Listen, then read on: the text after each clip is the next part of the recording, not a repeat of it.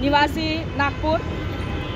आज पुन्हा भारतात इतकं आडंबर सुरू आहे की जे सरकार आहे त्यांचे डोळे बंद आहेत, त्यांचे कान बंद आहेत। आज भारतामध्ये जितके पण धार्मिक स्थान आहेत, चाहे ते हिंदू म्हणायचं, मुस्लिम म्हणायचं, ख्रिश्चन म्हणायचं किंवा इतर कोणते पण जातीचे धर्माचे स्थान म्हटलं तर आज फक्त मोदी सरकारला, अजून केंद्रामध्ये बसलेल्या सरकारला फक्त हे बघायचं आहे की लोक जे पण धार्मिक जागा आहे किंवा धर्माच्या नावावर काही पण आंदोलन होत आहेत किंवा धर्माच्या नावावर आपण कोणत्या जागांना आपला जो मिळून घेतो त्याचा मागचं फक्त एकच उद्देश आहे की कोणत्या धार्मिक स्थानावर आर्थिक मदत जास्त मिळते, आर्थिक दान कुठे येतात। बोधगयामध्ये नॅशनल इंटरनॅशनल बोधगयाची आज आपली तिथली जाणीव आहे। भारतातच नाही तर पूर्ण विश्वामध्ये बोधगया प्रसिद्ध आहे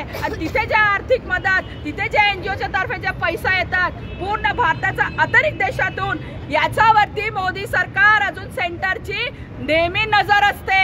आज का बरं ते बोधगयाला आपल्या जातीच्या लोकांना धर्म आमचे भिक्षू संघांना का नाही देत, त्याच्या मागचं फक्त एकच उद्देश आहे की जेव्हापासून आझादीचा आधीपासून आझादीचा नंतरपासून एकच असं धर्मस्थान आहे जे बोधगया आहे, बिहारमध्ये स्थापित आहे। अजून दुसऱ्या कुठे पण ते हात लावून, आता साऊथ मध्ये पण जे देऊळ आहेत, इतर तिथे कुठे पण देऊळ आहे तिथे सोना चांदी नाना प्रकारचे लोक तिथे धार्मिक स्थान म्हणून दान देतात। का बरं हे लोक घाबरतात?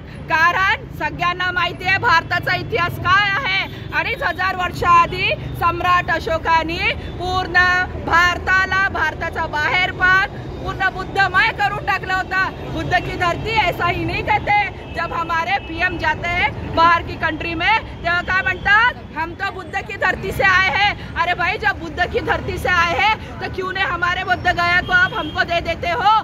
क्यों आप अपने जाति भेद में वहाँ पे लोगों को बिठा के रखते हो? तो अभी ये आडंबर चलने वाला नहीं है। आता बुद्ध समाज, अजून आंबेडकरी समाज हे जागृत झालेला आहे, अजून आम्हाला हे समजून आलेलं आहे।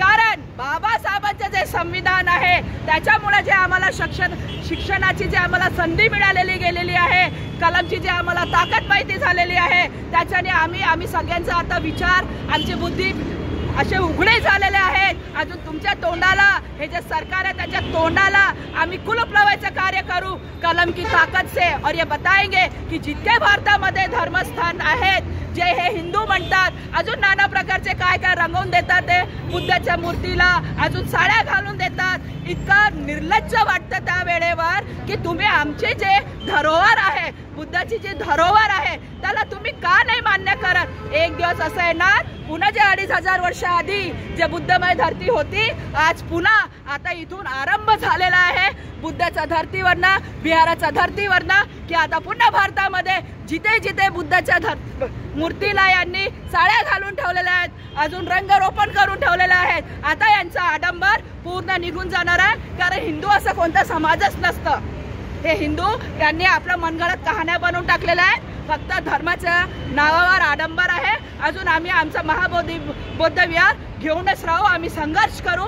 आम्हाला आर्थिक मदत मिळेल नाही मिळेल, शारीरिक मदत मिळेल ना मिळेल, पण आम्ही इथे राहून पण तिथला विचार करू। अजून आम्ही पुन्हा तनामनाने आम्ही सोबत आहोत। आम्ही एक नारा लावू जोरात, अरे लेके रहेंगे, लेके रहेंगे, अरे लेके रहेंगे, लेके रहेंगे, बाबासाहेब आंबेडकरांचा